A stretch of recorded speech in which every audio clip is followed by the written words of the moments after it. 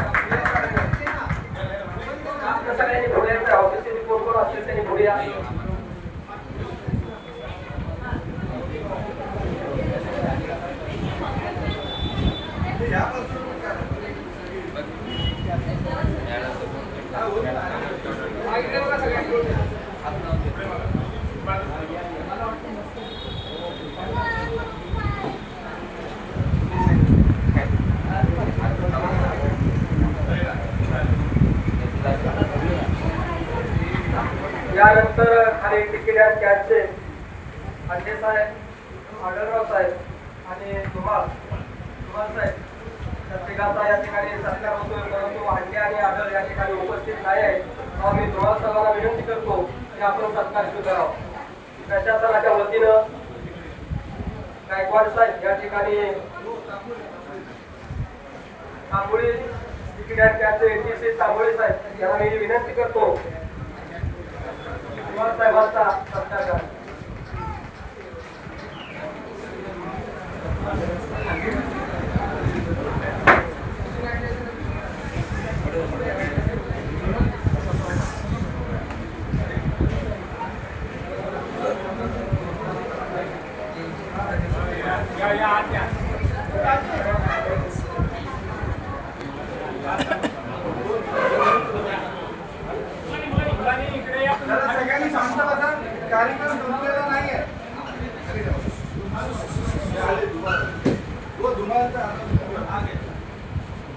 या ठिकाणी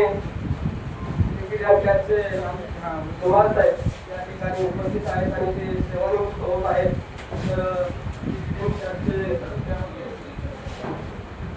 तांबोळे साहेब यांना मी विनंती करतो की धुमाळ साहेबांना सत्कार करा.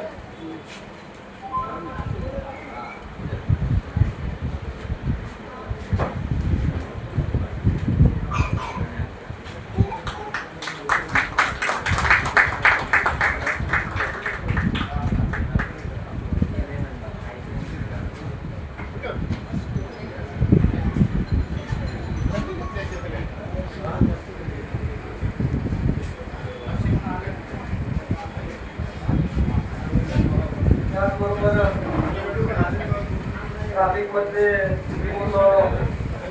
या ठिकाणी उपस्थित झालेले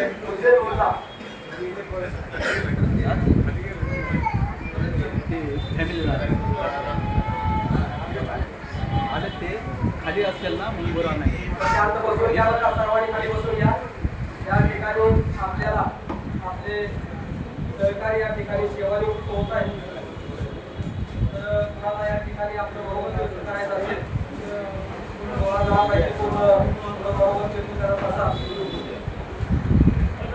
काय पाहिजे, पाणी पाहिजे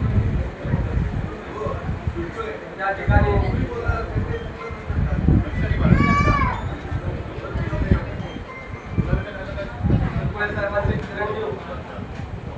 या ठिकाणी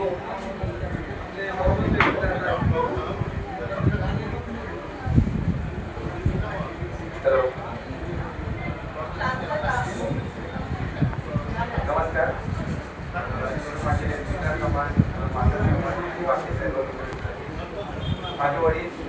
रामभाऊ यशवंत शेतकळे एक ते 35 वर्षाचा कालावधी या PhD याच्यासाठी दिला आहे.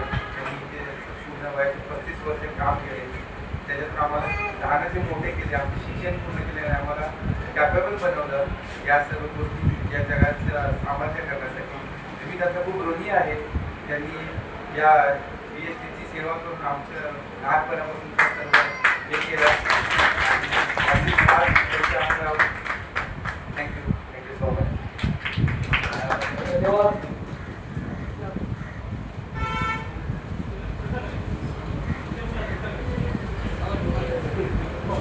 त्या ठिकाणी रसबहार हुसेन मुल्ला 1919 सेवानिवृत्त होत आहेत. म्हणून त्यांना या ठिकाणी विनंती करतो, गायकवाड साहेबांना विनंती करतो की हुसेन मुल्ला 1919 त्यांचा सत्कार करा.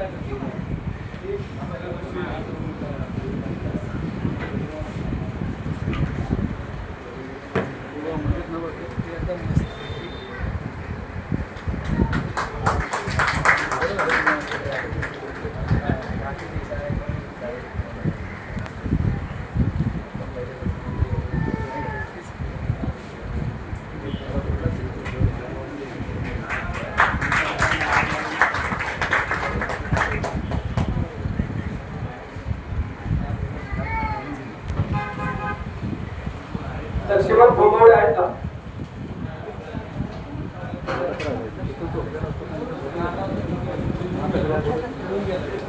सर्वांनी थोडी शांतता राखायला या ठिकाणी आपल्याला या 16 जण सेवानिवृत्त होत आहेत आणि त्यांचं पूर्वरित आयुष्य त्याबद्दल आणि त्यांना मिळालेली जी काही पुढची आहे उपक्रमाकडून ती कशी जपावी, कशी शिल्लक राहावी आणि जोपर्यंत तुम्ही आहे तोपर्यंत त्या पुढीचा कसा वापर झाला पाहिजे ते आपल्या आगारातले वरिष्ठ वाहतूक अधिकारी गायकवाड साहेब तांबोळी साहेबांना विनंती करतो की आपण थोडं मार्गदर्शन करा. तांबोळी साहेब.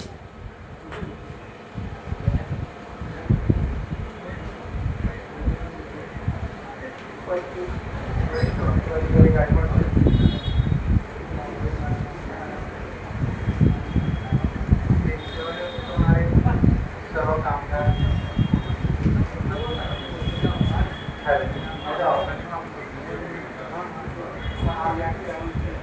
सेवा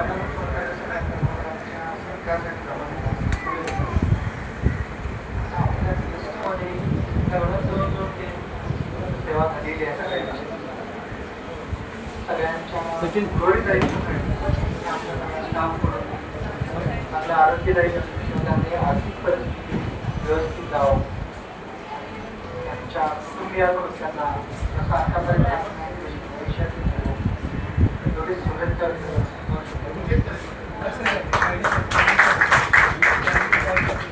धन्यवाद तांबोळी साहेब. त्यानंतर आपल्या ओळे मॅडम संता मॅडम यांना मी विनंती करतो की आपण त्या सेवानिवृत्त कर्मचाऱ्यांना मार्गदर्शन करा.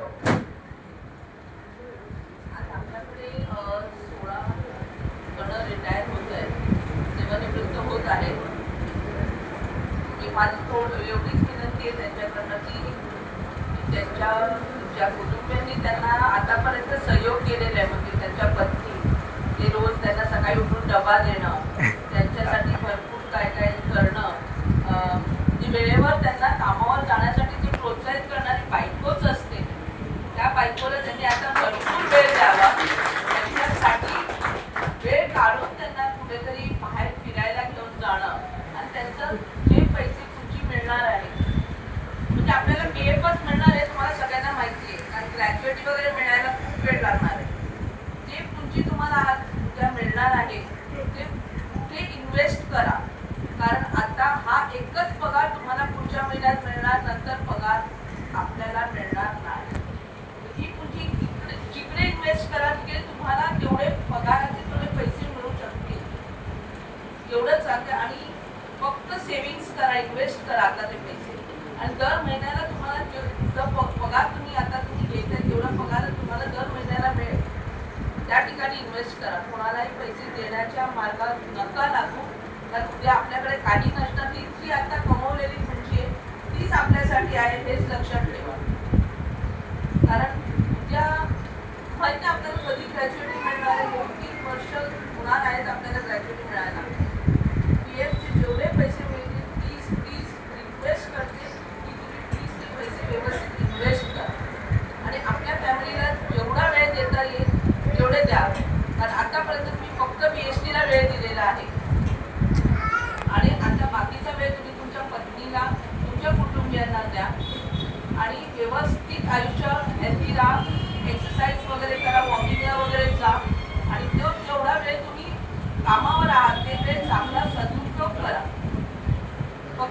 बसू नका. घरी बसून फक्त आपल्याला टेन्शन आणि टेन्शनच येतं. म्हणून व्यवस्थित तुम्ही लोक तुमचा जो वेळ आहे तो व्यवस्थित त्याचा वापर करा.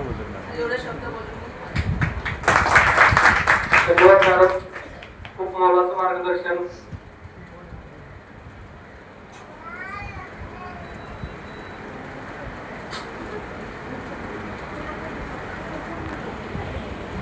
काही कारणास्तव आपले आगार व्यवस्थापक बाहेर होते, कारण बाकीच्या डेपोची सुद्धा कामं त्यांच्याकडे आहेत.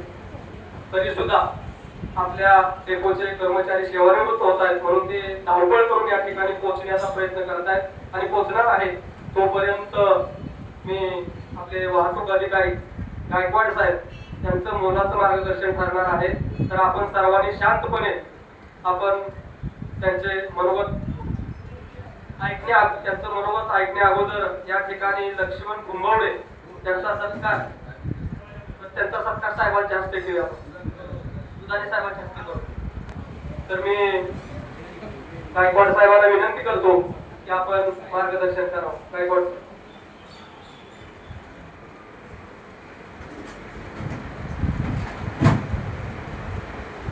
महाराष्ट्राचे आराध्य दैवत छत्रपती शिवाजी महाराज, डॉक्टर बाबासाहेब आंबेडकर,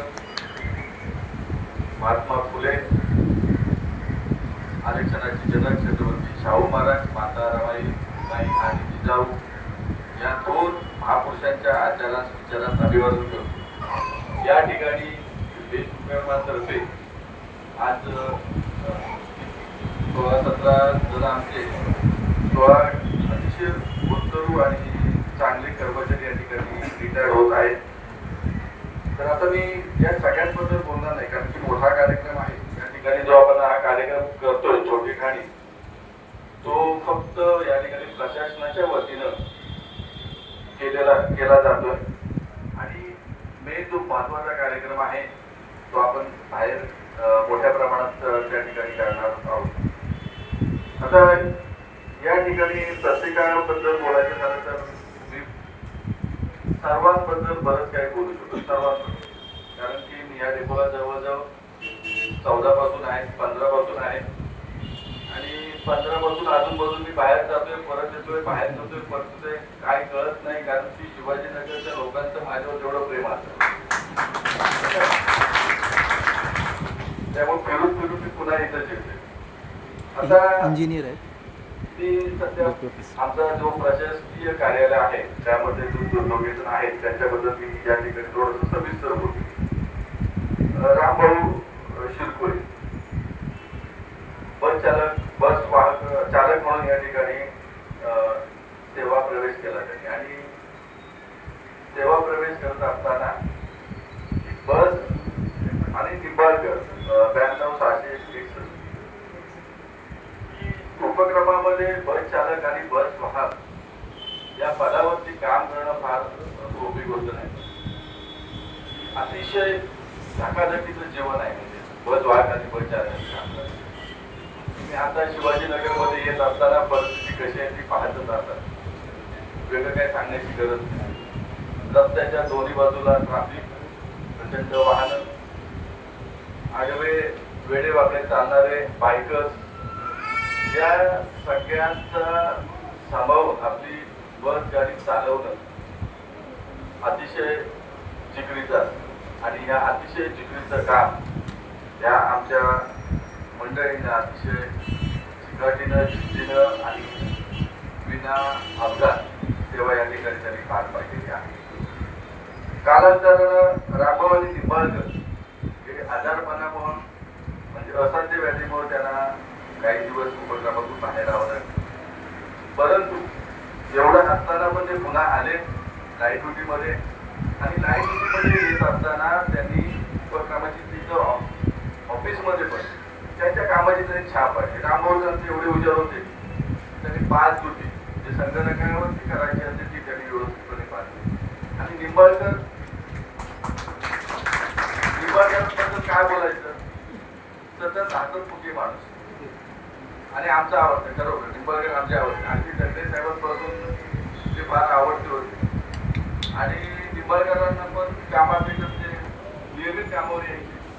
कधी कुठलं काम आम्ही सांगितलं तर त्यांनी कदापि टाळलं नाही आणि अतिशय असे दोन होतकरू आमच्या प्रशासकीय कार्यालयातून निवृत्त आहे त्यांचं थोडंसं आम्हाला त्यांची नक्कीच उणीव भाषेत कारण की दोघे फार आमच्या जवळचे होते. त्यांनी अतिशय काम सुंदर केलं. कुठलीही गोष्ट प्रशासकीय त्यांनी कधी अडवून दिली नाही. बाकीचे आमचे बबन वेगळे या ठिकाणी आपले आगामी व्यवस्थापक सन्माननीय मुदाले साहेब या ठिकाणी विराजमान झाले. त्यांचं स्वागत. डोबळे आमचे निकम आहेत. निकम तर या ठिकाणी निरीक्षक म्हणून आले आणि सुरुवातीला आल्यावरती त्यांनी परिसर बघून परत आण्याचा विचार केला होता परंतु आम्ही त्यांना जाऊ दिलं नाही आणि आता शेवटचा का होईना पण त्यांनी कंट्रोल म्हणून काम अतिशय उत्कृष्टपणे केले. असे निंबाळकर रिटायर्ड होत आहेत. मुल्ला आहेत, खताळ आहेत, कुंभवडे आहेत, अजितराव आहेत, ऐनवे, घुगले, डोंबाळकर, रोमन सगळी मंडळी आहेत. धायगुडे, लोंढे अतिशय जिद्दीनं काम करणारी माणसं आणि त्यांचा सेवाविलेख चांगला आहे म्हणून त्या उपक्रमाच्या सेवेतून या ठिकाणी निवृत्त होते. त्याचं बाहेर जाण्याचे बरेच मार्ग आहेत परंतु हा जो मार्ग त्यांनी निवडलेला आहे तो अतिशय सन्मानाचा मार्ग आहे. सन्मानाच्या मार्गाने ते सेवा निवृत्त होत आहे. अशा काकांचे जोरदार टाळ्या. आणि मी या सर्व आज सेवानिवृत्त कर्मचाऱ्यांना त्यांच्या उर्वरित आयुष्यासाठी खूप शुभेच्छा देतो आणि त्यांचा आयुष्य निरोगी जावो अशी आई भवानीसाठी प्रार्थना करून या ठिकाणी थांबतो. जय हिंद, जय महाराष्ट्र. धन्यवाद गायकवाड साहेब.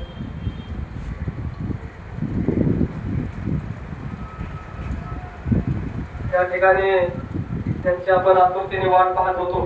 कार्यक्रम चालू झाल्यापासून पण काही कारणास्तव त्यांच्याकडे भरपूर काय काम असल्यामुळे घरचे डेपो असल्यामुळे ते धावपळीने या ठिकाणी उपस्थित झाले त्याबद्दल मी सर्वांच्या वतीने या ठिकाणी जोरदार असं त्यांचं स्वागत करतो. आणि साहेबांच्या हस्ते एक सत्कार राखून ठेवलाय. कुंभवडे बस वाहक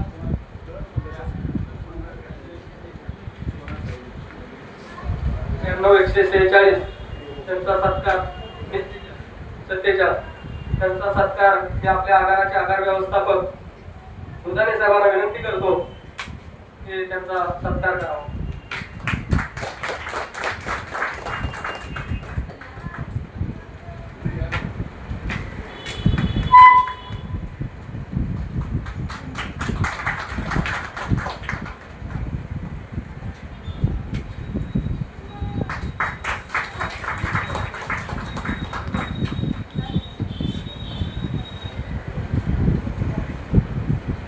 धन्यवाद.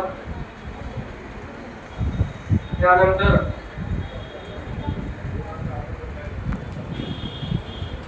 साहेब या ठिकाणी उपस्थित झालेले आहेत आणि जे आपले सेवानिवृत्त कर्मचारी आहेत. आता ते 1 तारखेपासून सेवेमध्ये नसणार आहेत. त्यासाठी आपले मुदाले साहेब त्याला मार्गदर्शन करतील व मी त्यांना विनंती करतो की आपण त्यांना मार्गदर्शन करा. धन्यवाद. मान्य व्यासपीठ आणि सर्व उत्सवमूर्ती आज या उद्यापासून वैष्णव बनवाच्या प्रसिद्ध सेवेतून निवृत्त होत आहे. एकले शिरपुडे, निकम, मुल्ला, निंबाळकर, खताळ, कुंभवडे, आदतराव, आईनवे, घुगरे, डोंबाळकर, रोमन, अमराळे, धुमाळ, धायगुडी, डोके असे 16 शिलेदार शिवाजीनगरमधून सेवानिवृत्त होत आहेत. त्याची कारकीर्द बघितली तर कमीत कमी ते 28 ते 30-32 वर्षापर्यंत त्यांनी बीएसटीची प्रामाणिकपणे, सजोतीने आणि इमानदारीने आपली सेवा पूर्ण केलेली आहे. ते त्यांच्या त्या कुटुंबाकडूनच कळतं की असे आमचे शिलेदार खरंच इमानदार होते म्हणून आज बीएसटी एवढ्या मोठ्या चांगल्या दैदिप्यमान कामगिरीमध्ये पुढे गेलेली आहे. हे तुमचा त्याचा फायदा वाटा आहे असं मी समजतो. आता 1 तारखेपासून तुम्ही रिटायर होणार. शिरकोळे म्हणजे एक वेगळं व्यक्तिमत्व आहे.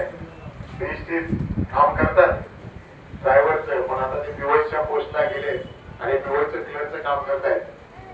आणि शिवाय बाहेर सुद्धा पण त्यांनी सामाजिक संस्था, इस्टेट एजंट याच्यामध्ये स्वतःच नाव बनवलंय.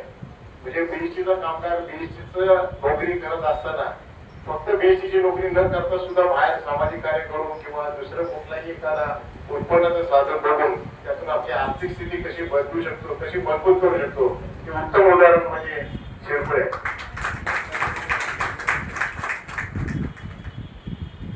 आता यानंतर काय होणार आहे, आपल्याला 1 तारखेला फक्त संयुक्तच पैसे फक्त मिळणार आहेत.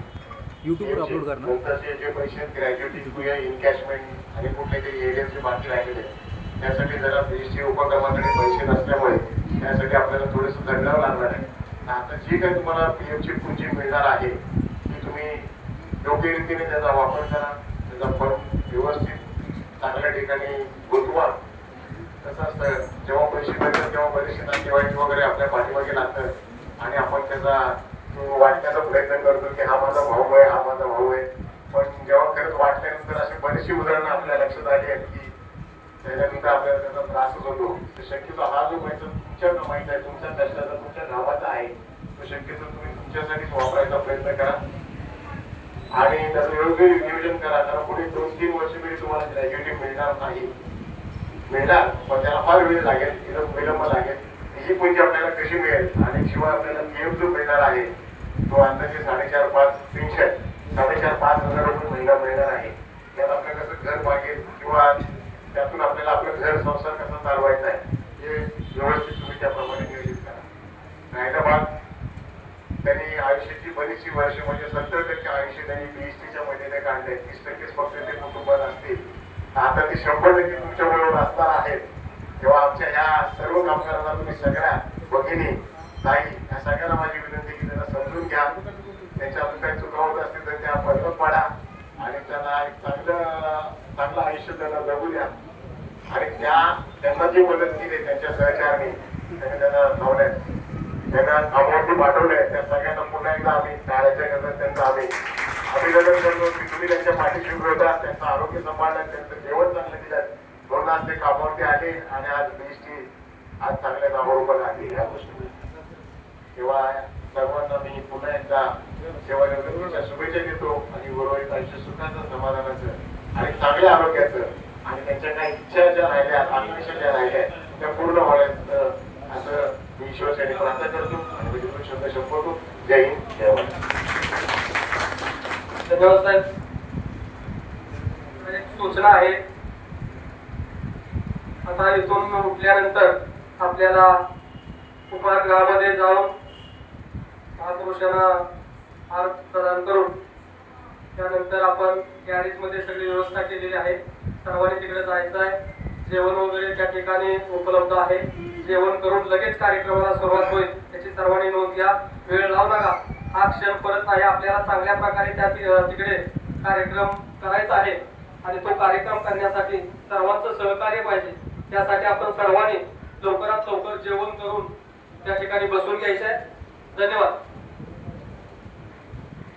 या ठिकाणी कार्यक्रम प्रशासनाचा संपला असा मी जाहीर करतो आणि कॅन्टीन मध्ये जाऊन आपल्या महापुरुषाचे फोटो आहेत त्या फोटोला हार प्रदान करून आपण गॅरेज मध्ये जायचं.